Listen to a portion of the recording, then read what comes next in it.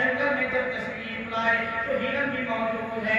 تمام ہرنوں نے جب سنا کہ اس روئے زمین پر حضرت آدم ابو البشر تشریف لائے ہیں، ابو البشر تشریف لائے ہیں، نبی تشریف لائے ہیں، تمام ہرن آئے اور آ کر کے ملاقات کی تمنا پیش کی.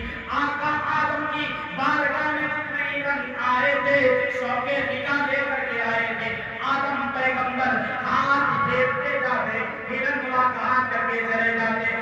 آج بھی ان ہرن کی جو نسل چلتی ہے ان کے نام سے ملک کی خوشبو آتی ہے. یہ کس کا کمال ہے؟ کسی اور کا نہیں بلکہ دست آدم کا کمال ہے. جب وہ ہرن پہنچے جنگل اور پہنچنے کے بعد دوسرے ہرنوں سے ملاقات ہوئی. ان ہرنوں نے کہا آج کیا بات ہے، تمہارے جسم سے تو بھینی بھینی مہک آ رہی ہے، میٹھی میٹھی خوشبو آ رہی ہے، تم مہک کیوں رہے ہو؟ اب ہرن نے کہا سنو، آج آدم پیغمبر اس روئے زمین پر اتارے گئے، ہم لوگ ملاقات کی غرض سے گئے، زیارت کی غرض سے گئے، میں زیارت کی غرض سے گئے. انہوں نے ہاتھ پھیر دیا اور دستے پیغمبری جب پھیر آ گیا. یہ اسی کا کمال ہے کہ اب جس راستے سے گزرتے ہیں اس راستے میں خوشبو نظر آ رہی ہے. حضرات محترم، اب جو ہرن موجود تھے بعد میں جن سے ملاقات ہوئی وہ ہرن آئے ہیں. آدم پیغمبر نے ان پر بھی ہاتھ پھیرا لیکن ان میں کوئی خوشبو نہیں ہے، ان میں کوئی مہک نہیں ہے. وہ ہرن آئے اور جنگل میں آ کر کے دوسرے ہرنوں سے ملاقات کی. کہا بات کیا ہے؟ تم بھی ملاقات کے لیے گئے، ہم بھی ملاقات کے لیے گئے، تمہارے جسم سے خوشبو آتی ہے، ہمارے جسم سے خوشبو نہیں آتی ہے. ان ہرنوں نے کہا سارا دار و مدار نیت پر ہے، اس لیے کہ ہم گئے تھے تو خوشبو پانے کی نیت سے نہ گئے تھے بلکہ ہم گئے تھے زیارت کی تمنا لے کر کے گئے تھے اور تم گئے تھے خوشبو پانے کے لیے گئے تھے. تو تمہاری نیت درست نہ تھی. حضرات محترم، یہی وجہ ہے جو اس نسل سے ہرن ہے وہ سارے ہرن آج بھی اللہ کے رسول سے سچی محبت کرتے ہیں.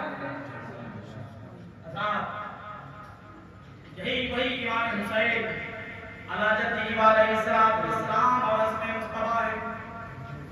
آپ نے تختی نوٹ کی، تختی لکھی گئی ہے. حسن مصطفیٰ نے بھی تختی لکھی، حسین اعظم نے بھی تختی لکھی. تمنا یہ ہوئی چلو دکھائیں کس کی تحریر اچھی ہے، لکھاوٹ کس کی اچھی ہے.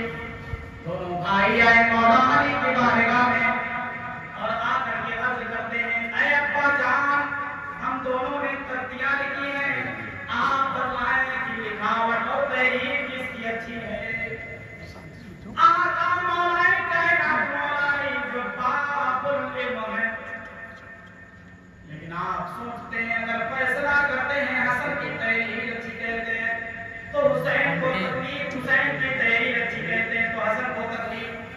لہذا آپ نے فرمایا کہ اپنی ماں کی بارگاہ میں چلے جاؤ.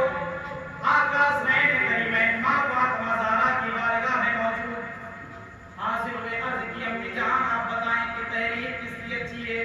ماں فاطمہ زہرا نے جب تحریر دیکھی تو آپ نے سوچا اگر حسن کی تحریر کی تعریف کرتی ہوں تو حسین ناراض ہوتے ہیں اور اگر حسین کی تعریف کرتی ہوں تو حسن مصطفیٰ ناراض ہوتے ہیں. آپ نے فرمایا اے میرے قومی والو، جاؤ ان کی بارگاہ میں جو علم کے مدینہ ہے، مدینہ ہے، جاؤ نبی کائنات نبی رحمت کی بارگاہ میں چلے جاؤ، نانا مصطفیٰ کی بارگاہ میں چلے جاؤ. اس کا فیصلہ وہی فرمائیں گے.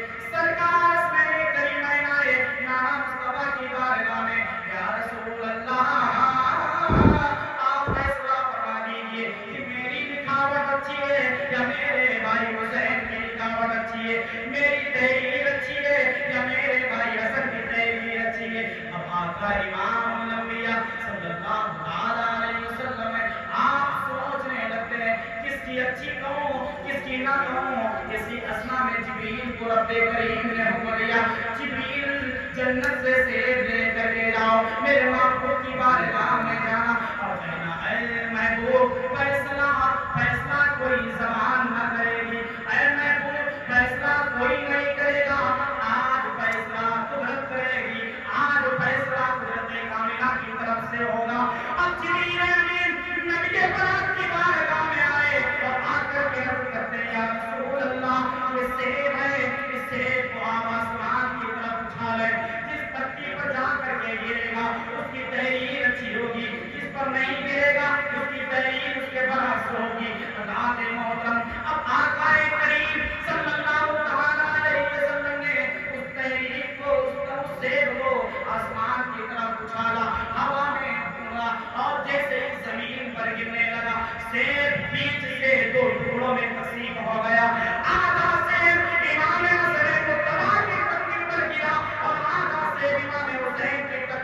میرا فیصلہ ہو گیا، فیصلہ ہو گیا کہ دو نور ہیں، دونوں نوروں کی تحریریں بھی نور والی ہیں، دونوں کی تحریریں اچھی ہیں۔ آخری بات سماعت کرتے چلے، اللہ کے رسول صلی اللہ تعالی علیہ وسلم نے آپ کی بارگاہ میں حضرت ابراہیم ابن محمد صلی اللہ تعالی علیہ وسلم ہے، یہ رسول گرامی وقار صلی اللہ علیہ وسلم کے شہزادے ہیں۔ جبریل امین آئے، روح قبض کرنے والے جبریل امین آئے اور آ کر کے عرض کیا رسول اللہ، اللہ چاہتا ہے کہ ان دونوں میں سے کسی ایک کو آپ اپنے پاس رکھیں، ایک رب کی بارگاہ میں واپس لوٹا دیں۔